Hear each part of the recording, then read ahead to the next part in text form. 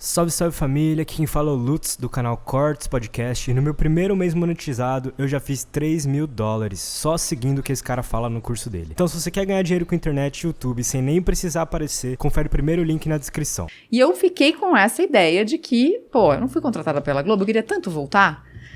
E aí, foi muito louco, porque assim, foi uma daquelas sincronicidades também inexplicáveis. Eu tava na fila pra trocar o número do meu celular, porque eu tava de saco cheio da minha operadora. E aí, na fila, faltava 2 pessoas pra chegar, clica uma mensagem, eu falo, nossa, era uma menina que trabalhava comigo no canal 21 na época. Eu falei, o que será que ela quer agora? Cara, não vai dar tempo de responder, né? Porque eu tô chegando aqui, vai trocar meu número e tal, não sei o que lá. Bati o olho na mensagem, e aí tinha uma mensagem dela dizendo assim, Mari, é o seguinte, eu ofereci uma amiga minha pro Latigê, que na época era o diretor de jornalismo da Globo. Só que eu liguei pra ele pra falar dessa minha amiga que tá louca pra trabalhar lá, e ele não parou de falar de você. Ele quer te contratar, liga pra ele agora. Eu falei, liga pra ele agora? Como assim?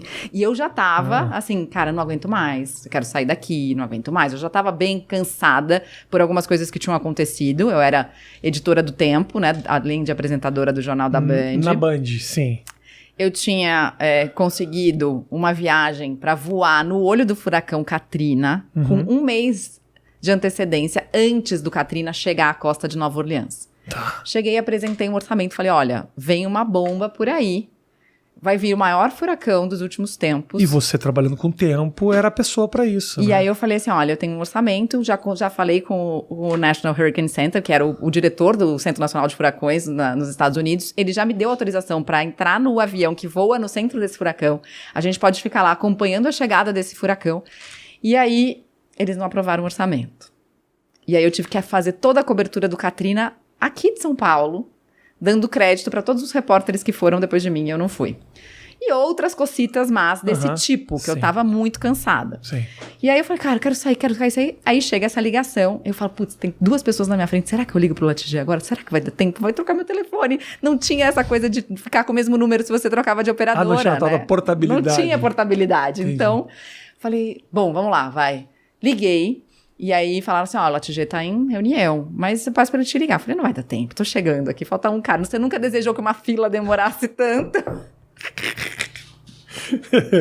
Entendi. E aí ele me ligou, quando tava chegando a minha vez, falou, vamos almoçar? E no dia seguinte a gente foi almoçar.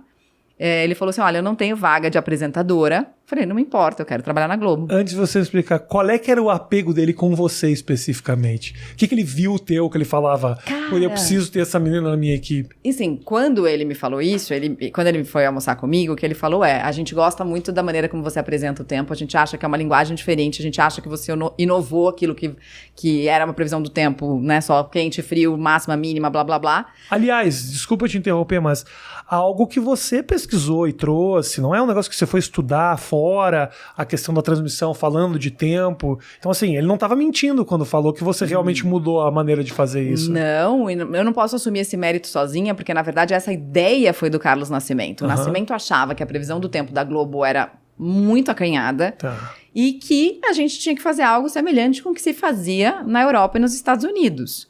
Só que o que aconteceu? Quando ele veio para mim com essa ideia, a gente não pode esquecer também que a gente estava na época em que se começou a falar sobre o aquecimento global. O Al Gore estava lançando o filme Verdade Inconveniente. Então, teve uma conjuntura de fatores que me fez me apaixonar pela questão do tempo. Inclusive, o primeiro furacão no Brasil, que teve aquela discussão, furacão Catarina, é furacão, é ciclone, etc e tal.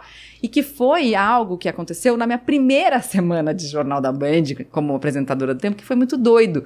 Porque o cara da empresa de meteorologia que prestava serviço na época pra gente, me ligou e falou assim, Mari, eu tenho um furo pra você. E eu falei assim, um furo? Como assim, Massari? Era o nome dele. Ele, não, é um furacão que tá se aproximando da costa do Brasil. Eu falei, Massari, mas no Brasil não tem furacão. Ele, não, mas é que, dá uma olhada na imagem do satélite. Eu nunca manjava nada da imagem do satélite, mas vi que tinha um troço ali com tinha aquele, né? Uma coisa escura. Tinha uma coisa, na verdade era uma coisa branca, porque o que você enxerga são as nuvens, só que com um buraco no meio, né? Todo mundo já viu um filme que tem um furacão chegando, aqueles catástrofes nos Estados Unidos. E eu falei, caraca, Massari, o que é isso? Ele, falei, o que eu vou falar? O Nascimento vai me perguntar o que tá acontecendo. Ele falou, fala que é um furaquinho, que o mar vai ficar bom pro surf, blá, blá, blá. E lá fui eu, desavisada, com 1 semana de previsão do tempo. E aí, Mariana, tá dizendo que tem um furacão na costa do Brasil? O Nascimento é mais um furaquinho. Por sorte, o Jornal Nacional, obviamente não usou o termo furaquinho, porque eles não falavam assim naquela época, mas também deu uma amenizada na história. Mas no dia seguinte, eu pego o jornal, capa, 9 mortos em Santa Catarina, era um sábado. O Nascimento me liga de manhã de furaquinho na cedo. Meu Deus. Quando o Nascimento me ligou, ele falou assim, se vira, a gente vai ter que explicar o que aconteceu na segunda-feira, a gente vai ter que fazer uma meia-culpa. E aí eu fiquei desesperada no final de semana, e foi aí que eu comecei a entender que era possível construir relacionamento e fontes na meteorologia. E o que eu descobri naquele dia? Primeiro, que havia uma briga de egos dos meteorologistas brasileiros com os americanos.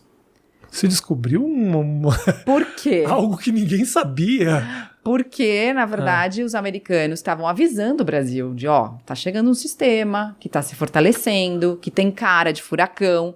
E os brasileiros ficaram, quem é você pra ficar dando palpite no que tá acontecendo aqui? Ok.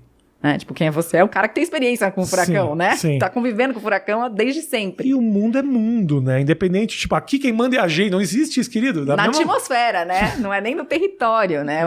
Não é nem na terra, né? Jesus, E aí, além disso, uma outra coisa que eu vi pela primeira vez e que eu não tinha visto até aquela época é um mapa da divisão geográfica de onde estão os equipamentos que são capazes de medir as informações do tempo. Como é que a gente alimenta os supercomputadores para fazer previsão do tempo?